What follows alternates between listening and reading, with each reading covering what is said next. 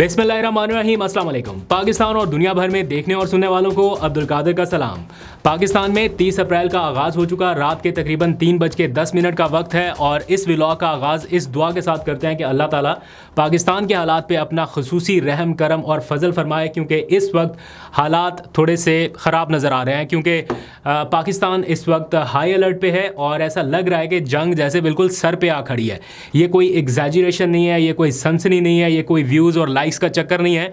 क्योंकि अब से कुछ देर पहले वफाकी वज़ीर इत्तलात रात गए हंगामी तौर पे मीडिया पे नमूदार हुए, बल्कि उससे पहले उन्होंने अलर्ट जारी किया कि मैं एक हंगामी पैगाम जारी करने वाला हूँ मुल्क की मौजूदा सूरत हाल के पेश नज़र। और फिर 1 मिनट से थोड़ा सा ज़ायद उनका मुख्तसर सा पैगाम जारी हुआ और उसमें उन्होंने बताया कि पाकिस्तान इस वक्त हाई अलर्ट पे है, क्योंकि उनके पास मुसद्दका इंटेलिजेंस इत्तलात हैं कि भारत पहलगाम वाक़े को जवाब बना के अगले 24 से 36 घंटों में फ़ौजी कार्रवाई का इरादा रखता है। ये रात के इस पहर हंगामी तौर पे मैसेज जारी करना, उसको ट्वीट करना, उसको इंग्लिश में बताना, उसको मीडिया में जारी करना, ये बता रहा है कि there is something wrong behind the wall, कुछ तो बड़ा होने वाला है। ऐसी इत्तलात पाकिस्तान के पास पहले से भी मौजूद थी और यही वजह है कि वज़ीर दिफा ख्वाजा आसिफ ने गुज़िश्ता रोज़ इस बात का इजहार कर दिया था एक TV इंटरव्यू में, और उन्होंने बताया था कि इस बात का खदशा मौजूद है कि 2 से 3 दिन में जंग छिड़ जाए। लेकिन बाद में उन्होंने अपने इस बयान को बताया कि TV चैनल्स ने उसको गलत रंग दे दिया। दरअसल वो ये नहीं कहना चाहते थे, लेकिन उस टाइम तक उनका ये बयान आ चुका था और इसके ऊपर बहुत सारी बातें हो रही थी,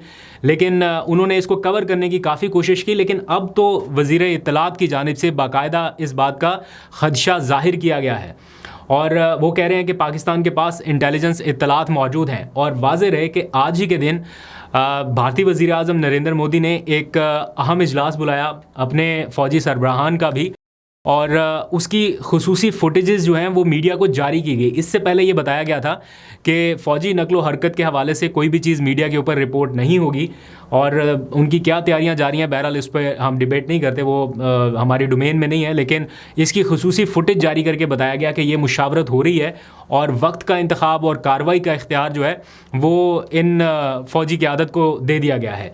और उसके बाद से सिचुएशन जो है वो एस्केलेट कर गई है। आपको याद होगा इमरान खान के दौर में भी ऐसा ही ख़तरा था। हम उस टाइम चूँकि इन मामलात को बराह रास्त कवर कर रहे थे और रिपोर्ट कर रहे थे, तो कुछ चीज़ें ऐसी थी जो हम रिपोर्ट कर सकते थे और कुछ नहीं कर पा रहे थे, और जो नहीं कर पा रहे थे उनमें इसी किस्म के ख़तरात उस वक्त भी मौजूद थे। और कोई बताया गया था कि 8:30 से लेकर 9 बजे तक रात कोई बड़ा ख़तरा है और कोई बड़ा हमला हो सकता है।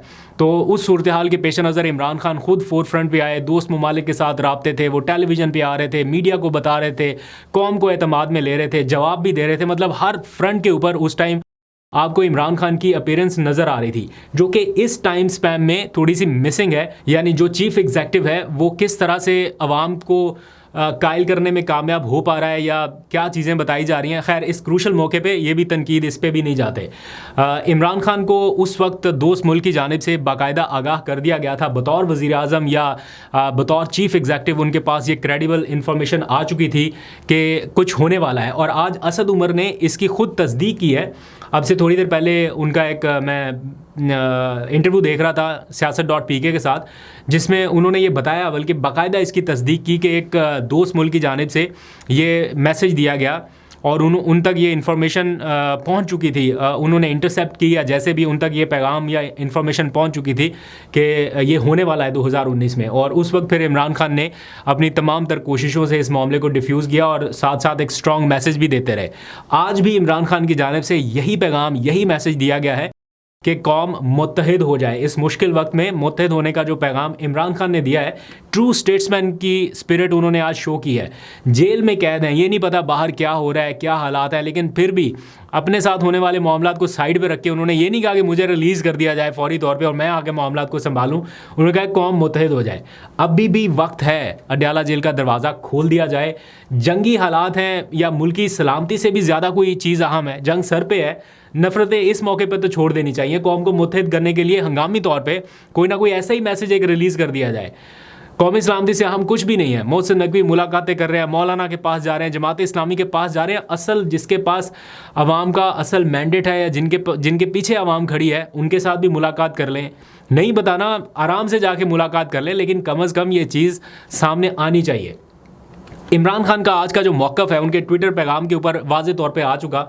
उन्होंने हालिया जो वाक़या हुआ पहलगाम में उसकी मज़म्मत भी की है। उन्होंने कहा कि इस वाक़े में इंसानी जानों का ज़िया इंतहाई अफसोसनाक है, दिल दहला देने वाला है और मैं मुतासरा ख़ानदानों से दिली ताज़ियत करता हूँ।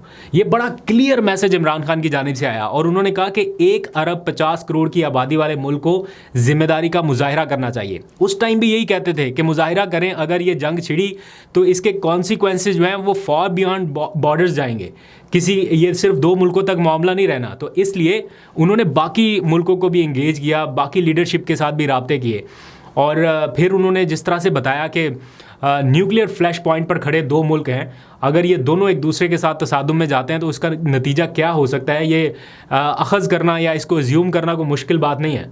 पाकिस्तान अमन को तरजीह दे रहा है लेकिन इसको कमज़ोरी ना समझा जाए। क्लियर मैसेज इमरान खान की जानिब से। फिर उन्होंने कहा कि पाकिस्तान हर भारतीय मुहिम जोई का मुंह तोड़ जवाब देने की मुकम्मल सलाहियत रखता है।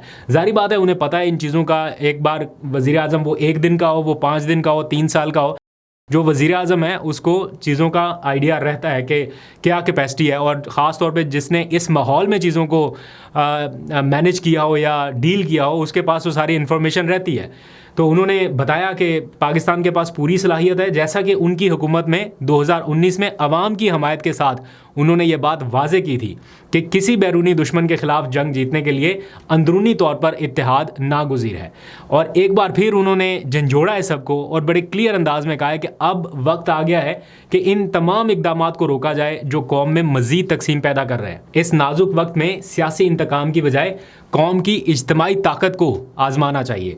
तो ये ताकत कब आएगी, जब सारे एक झंडे तले ये सारा छोड़ के कौन पीपल्स पार्टी का, कौन मुस्लिम लीग नून का है, कौन पीटीआई का है, ये सारा कुछ बाद में है। पहले पाकिस्तान है, पाकिस्तान फर्स्ट, इसको प्रायोरिटी बनाएं। इस टाइम क्रूशल हालात हैं, इस टाइम ये सारी चीज़ें सेकेंडरी हो जाती है। Each and everything goes secondary right now. The primary object is Pakistan.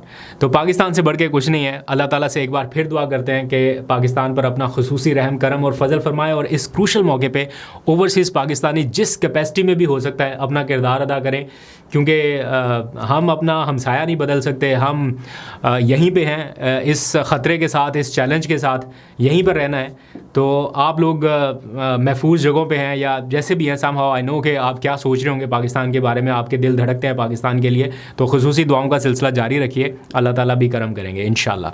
अभी तक के लिए इतना ही। कोई फर्दर अपडेट आती तो आपसे शेयर करता हूँ। अल्लाह हाफिज़।